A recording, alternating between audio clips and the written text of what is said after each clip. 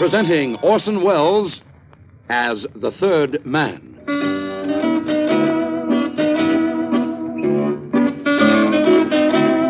The Lives of Harry Lime. The fabulous stories of the immortal character, originally created in the motion picture The Third Man, with zither music by Anton Karas.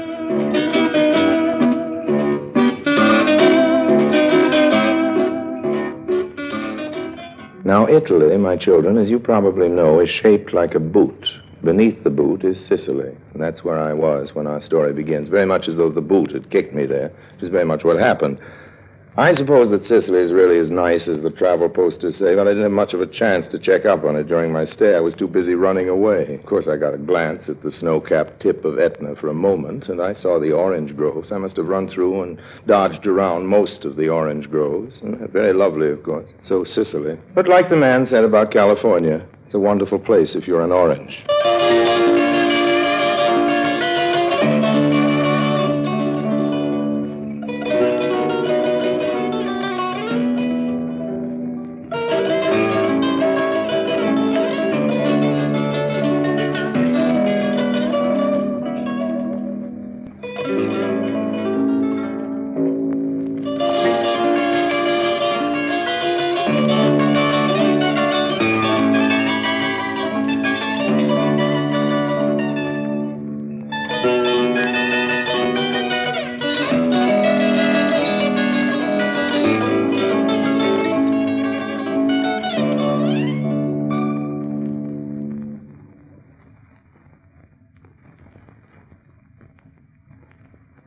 And now, Orson Welles in today's story, Two is Company.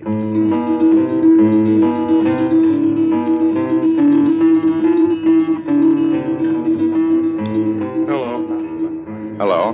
Can I buy you a drink? Why not? Bartender. Signore? What'll it be, Mr. Lime? Negroni. What's that? Made with gin. It's an Italian specialty. Bartender, give us two of those specials. Dewey Negroni, please. Signor Lime, subito. Sorry, old man, you seem to know my name, but what's yours? Porter at the hotel was telling me about you. Call me Gus. You seem bitter, old man. That's what I am, Harry. I can call you Harry, can't I? Please do. Does the porter being one of these fantasists mean that you aren't a crook? Well, crook is a sort of an unpleasant word. So is fantasist. Well, since you ask me, Gus, I'm a gentleman adventurer. I didn't ask you. Give us a couple more of those specialties, bartender. Signore? Where are you from, Gus? Indianapolis. You ever been in love? No, not particularly. What line of business are you in? I'm in love. Well, that's not a line of business. Did you ever hear of Schmidt's Luxury Markets? No. There's a Schmidt Luxury Market in your community. In every community. We have the biggest chain of super grocery stores in the States. And you are Mr. Schmidt? That's Adolf Schmidt. He's Mr. Schmidt. I'm Augustus Schmidt III. But I'm vice president in charge of wholesale groceries. Is that good? What do you mean, good?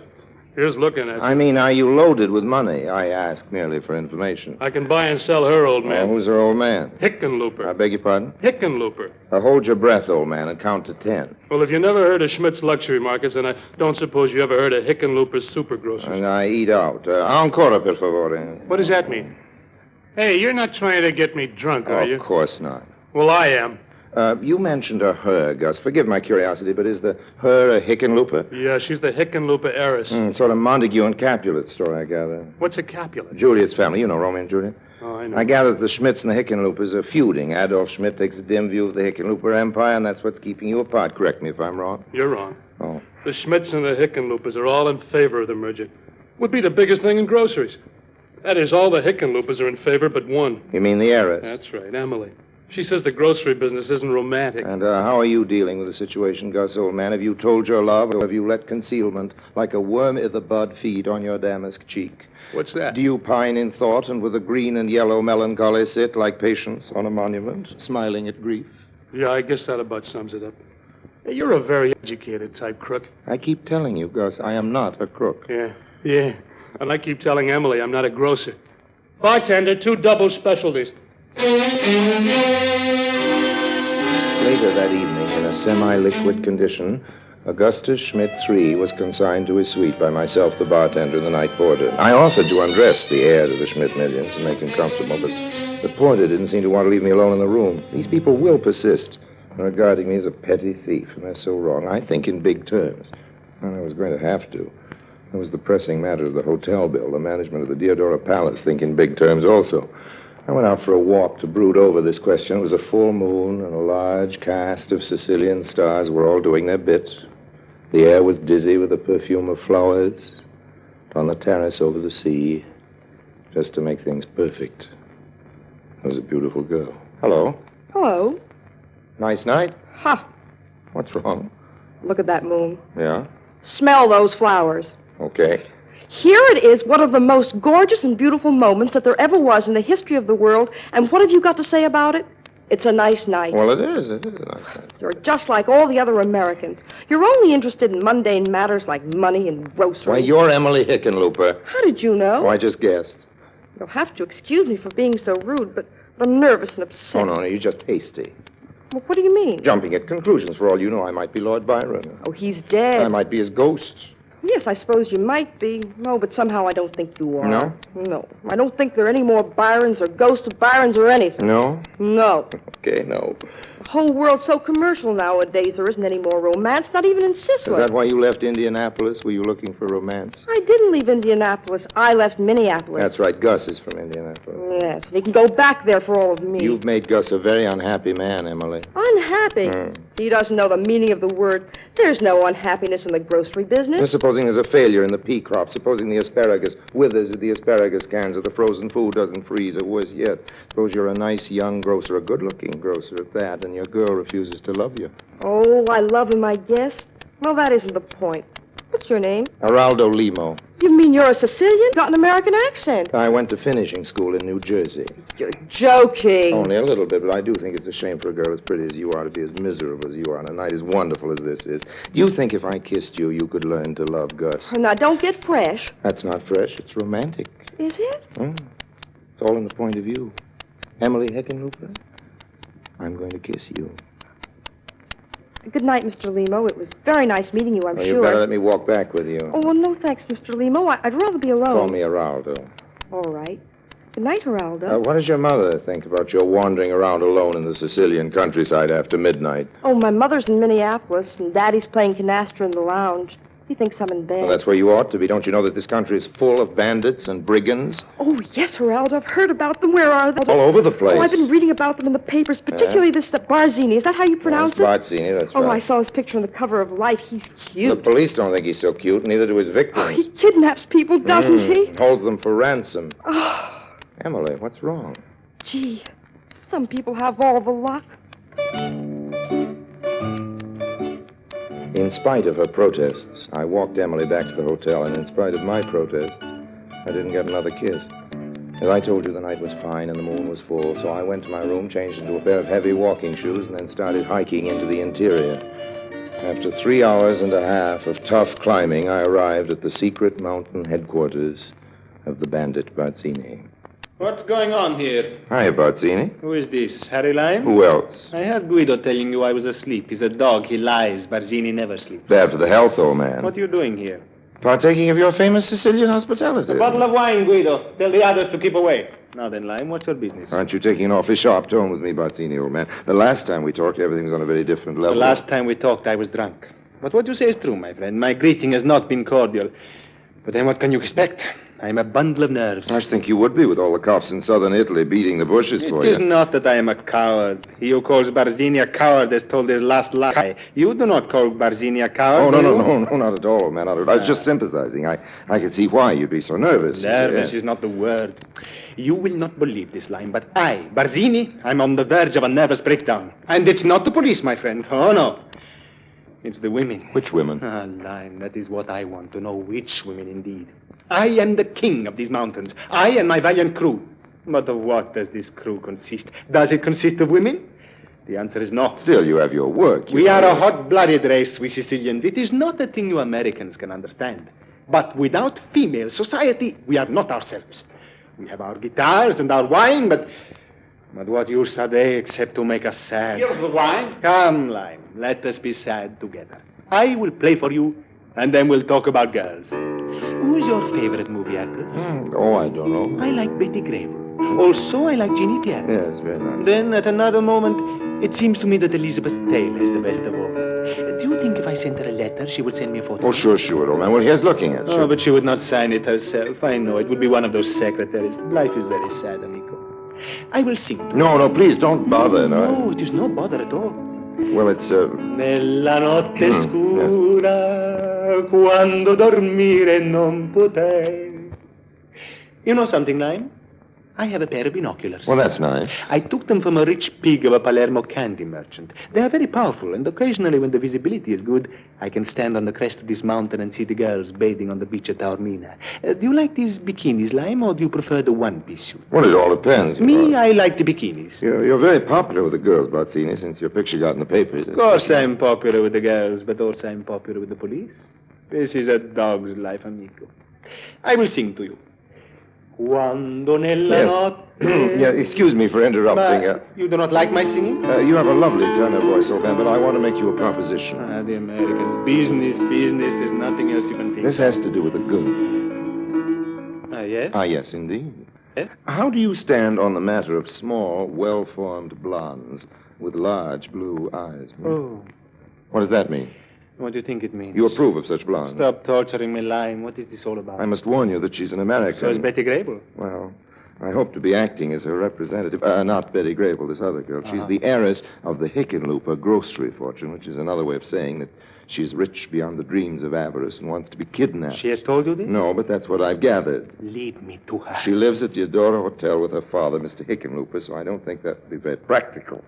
Besides, there's a cordon of police around the town. I laugh at the police. I will die happily fighting my way to her side. What is her name? I just told you, Hickenlooper. Now, there's the matter of the ransom. Waive the ransom. Money is no object. All right, then you just play your guitar, old man. I'll arrange everything. But just to keep the kidnapping on a professional basis, I'm going to have to hold out for my percentage. There you go again. Money. No, don't be unreasonable, old man. After all, you've got the brigand business. The Hickenloopers have their groceries, and I've got to live, don't I? We'll see about that. I beg your pardon? Bring me this blonde, and you will live, Senor Lime, to a nice old age.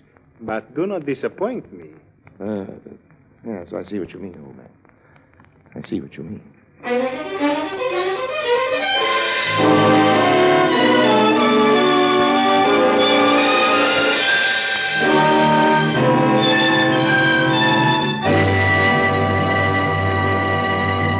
Orson Welles returns in just a moment as the third man.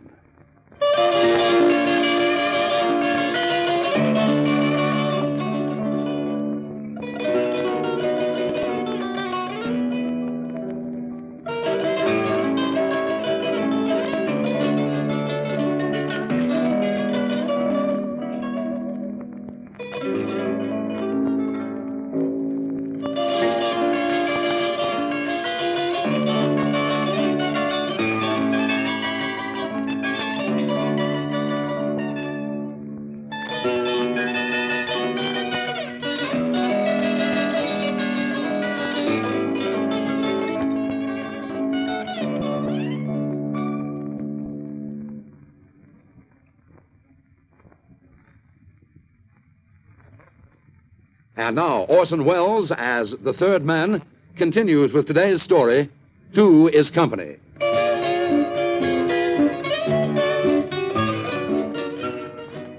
It was a long walk back to town, and the hot Sicilian sun was already in full charge of things when I got to the hotel. I was so tired that if the hall porter had pointed at me, I think I would have burst into tears. But I didn't give him a chance, there being that little question of the hotel bill. So I let myself in by the back and made my way to Gus's room. I thought I felt lousy, but not after I got a look at Gus. Birdie with a yellow bill hopped up on my windowsill, cocked his shining head and said, "Ain't you shamed, you sleepy head?" Please go away. I just want to die. Not till we talk a little business, Gus. Arise, arise, for morning in the bowl of night is flung the stone that puts the stars to flight. This is no time for poetry. Well, if you don't get up right away, I'll start singing again. All right. I'll get up. Want any help? Oh, no. Just sit down and stop rocking the room. I hate to break in on this, Gus, old man, but I've got a proposition. What would you say if Emily is kidnapped? Kidnapped, Emily? That's right. Swell. Just bring me a cup of coffee. Kidnapped by a Sicilian brigand. Swell. Sicilian brigand? Yeah. What is this? What's the big idea? Emily's always wanted you to be a hero, hasn't she? Well, this is your big chance, Gus, my lad. You want to be a hero, don't you? You're going to rescue Emily from the bandit's lair. You're kidding. No, I'm not. You mean she really is kidnapped? That's what she thinks, and that's what old man Hickenlooper is going to think when he gets the ransom note, but you and I know better, Yeah? The ransom note is supposed to come from Bazzini. You know who he is, don't you? You mean that Yes, bandit? That is the bandit. We've got our own private bandit. I've hired an Italian actor to play the part. You mean it's See, a fake? The idea is for you to go to a rescue with a blank cartridge pistol. Our actors put up a convincing fight, but you overwhelm them very bravely, just like Errol Flynn. Our trained bandits take their dives, and away you go into the sunset with Emily. Wait, what do you get out of it? Just the fun of bringing two young people together, old man, plus my percentage.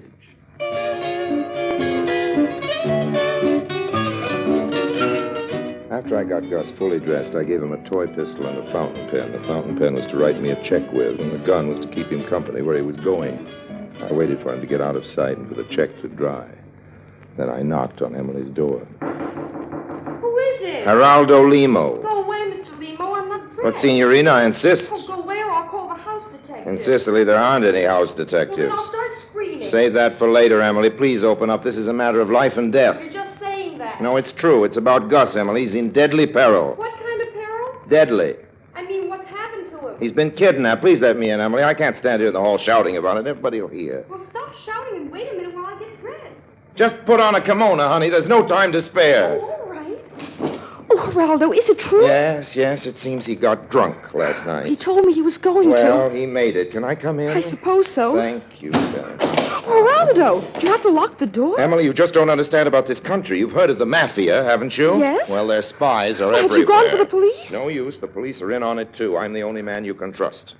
Take this. What is it? It's a fountain pen. What will that do? Well, you can't write a check without it. How much are they asking? How much is he worth? Oh, Geraldo, anything. Well, shall we say 10,000? All right. Oh, wait a minute till I get my checkbook. Let's say 15,000. Oh, here it is. Oh, what did you say, Geraldo? I said 20,000. It's a nice round sum. Yes, but just now. We don't want Bazzini to get angry, Emily, and you know what he does when he's angry. No, what does he do? It's not for woman's ears. But speaking of ears, Emily, you wouldn't like to get one of Gus's. OD, won't you? Gus's ear? Bazzini has a way What do of you- cutting off an ear at the dotted line and sending it along to the folks at home. That's when he thinks the ransom money isn't enough. What do you want, Emily? Gus or Gus's ear? I want Gus. Well, then make it 25,000, payable to Harry Lime. Harry Lime? Well, who's he, Geraldo? Oh, just a man I know, a sort of a go-between. But can we trust him? Harry Lime is the best friend I have in this world.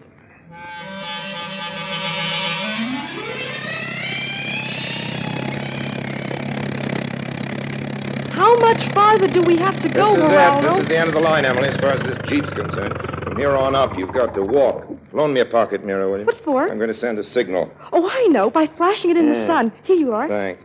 Geraldo. Geraldo. Excuse. Oh, look, they're answering. Where? Up there on the mountain peak. Well, now what happens? Well, one of us has got to go up there and talk to Bazzini. Of course, it'd better be me. I couldn't send a woman into a situation like that. No, I As don't say suppose one so. of us goes up there and the other drives the Jeep back to town. Why? That's part of the arrangement. Of course, that road is awfully tricky. Yes, it In is. some places, the drop is over 2,000 feet. What's that? Oh, it's just a guitar. Just a guitar. Who's playing it? Bazzini. He's a strange fellow, you know, very romantic. Looks like his pictures, too. You better get going now. Geraldo. Yes, Emily. Well, I don't know how to drive a Jeep. Not very well. That's okay. I can teach you a little bit. Well, you know what I think, Geraldo? I think on the whole it might be better if you drove the Jeep. And leave you alone with Bazzini. Emily, you don't know what these Sicilians are like. Particularly Bazzini. You go back into town, Geraldo. I think I can handle him. I drove the Jeep back by the other road, the easy way, and paid a call on Mr. Hickenlooper. I found him in the ocean trying to spear fish. And when I told him that his daughter was kidnapped, he almost skewered me.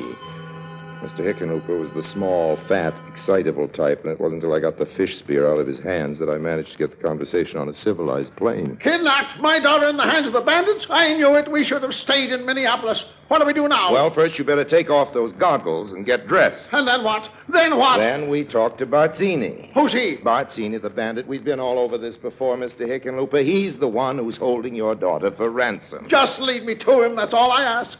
Just lead me to him. And then we'll see who's holding who and who pays.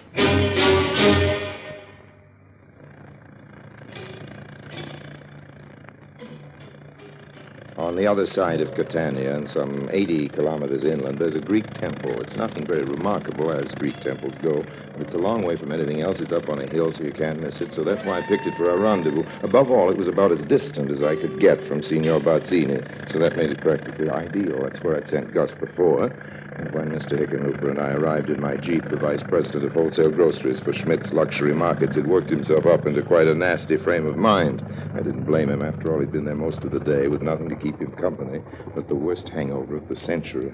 Where is she? That's what I want to know. I brought you some beer, Gus. Give it to me, then tell me where she is. This is the bandits' lair, Augustus. This temple is where they hang out. No, they don't. I mean, no, it isn't. Give me that beer. Don't you want to open it first? I'll open it with my You'll teeth. scratch your porcelain. You mean there aren't any bandits? Not around here. Oh, there will be. Don't you fret. After all, we've got plenty of sandwiches and beer. We're just going to have to make ourselves comfortable and wait.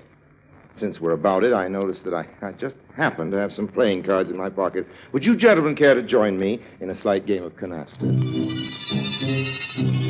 It was a long wait. That's what I wanted. That's why I brought the provisions and the sleeping bags. It was my plan to run up the ransom money, and that needed time. Meanwhile, a nice, steady profit was coming in from the canasta. That's 1,500 more I owe you, Lyle. Tough luck, old man. Yeah. Well, sorry I can't give you another check. Why not? I've run out of checks. Well, if I don't hear something from that bandit by morning, I'm going to do something. Gus, old man, be reasonable. What can we do but wait? Look, a red 3. This can't go on forever, Harry. Not if you've run out of checks. I mean, suppose he's killed him. Well, don't worry, they never do that. Well, what do they do? Harry, why don't you answer? Well, fellas, I just don't know what to say. Remember, these bandits are savages. They stop at nothing. Look, I got another canasta. And I'll tell you what. I'll go into Catania and try to make some connections with the mafia. Maybe if we send a little more money. But I tell you, I haven't any more checks. What you have got some more money, old man. Lots of it. Now I think of it, it just happens I have some blank checks here in my pocket. Make out another for 10,000. I'll see what I can do. Oh, all right. Give me that fountain pen. 10,000, you say? Plus 1,500 for the last canasta. Hey! What's wrong, Augustus? There's a man over there. Where? In the shadows. Where? Here I am, Senor Lime. Look out, he's got a gun. Well, so have I. Stick him up, you. No, you don't, Gus. Not with that You pistol. have drawn me, Not senor. with that pistol, Gus. Besides, I do not choose to try to shoot it out with you. That is not Barzini's way. Barzini. Then you're the bandit. That's right, Gus. He's the bandit. I'll put that gun away like a good You're boy. darn right I'll put it away. I'll throw it away. Now, Gus. You don't look much like a bandit to me, mister. Let's see how you like this. Oh, Gus! Emily! Gus, what have you done to him? He socked him in the kisser. That's what he done to him. Good work, my boy. Oh, it was nothing, really. Alfredo, speak to me, Alfredo. You hear that? She calls him Alfredo. Of course I do. That's his name. Well, it's a very silly name. That's all I can say. What about Hickenlooper? A silly name for a silly A bandit. silly bandit. That's what I said, a silly bandit. Oh, I know, but there's no reason to hurt him. He had a gun, Emily. Oh, well, how could he be a bandit without a gun? You don't think he'd shoot anybody with it, do you? But he was holding you to ransom. Nonsense. He just wanted somebody to play his guitar to. Oh, Alfredo. Speak to me, Alfredo. No, thank you. It hurts to speak. I think I will just lie here for a while. Emily, I put it up to you squarely here and now, Emily. You're going to have to choose between us. What do you mean, choose? It's that man or me, Emily. Now you're being silly. Emily, I think Gus has a right to know your intentions. Intentions? I intend to get married. That's my intention, and as soon as possible. But who to? Here, Alfredo, just let me put this under your head, and then you'll be more comfy. Oh, Gus, you are an idiot, aren't you? But at least you don't smell of garlic, and besides, I've always loved you. Gee, Emily. Gus. Well, all I want to know is, hey, Lime, where's he gone to? Harry? Oh, Harry. He seems to be running away. He'd better not slow up. Lucky the banks are closed. Come on, we've got to get into town and stop payment on some checks. Emily, Now, you just lie there, Alfredo. You'll be all right in a I while. just wanted to ask you something, Emily. Yes, Alfredo? When you get back to America, Emily, will you ask Betty Grable to send me a picture?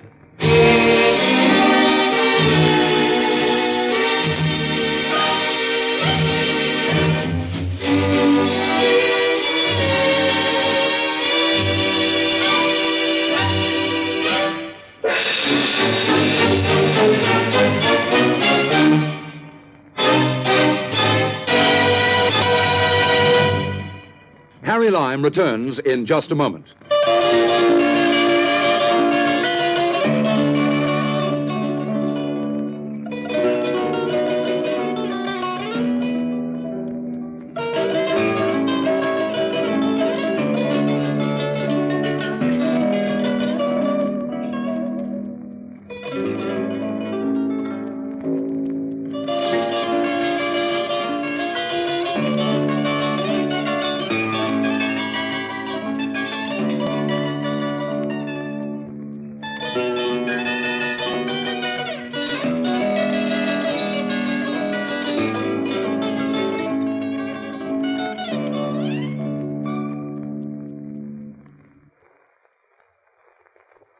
And now, Harry Lime.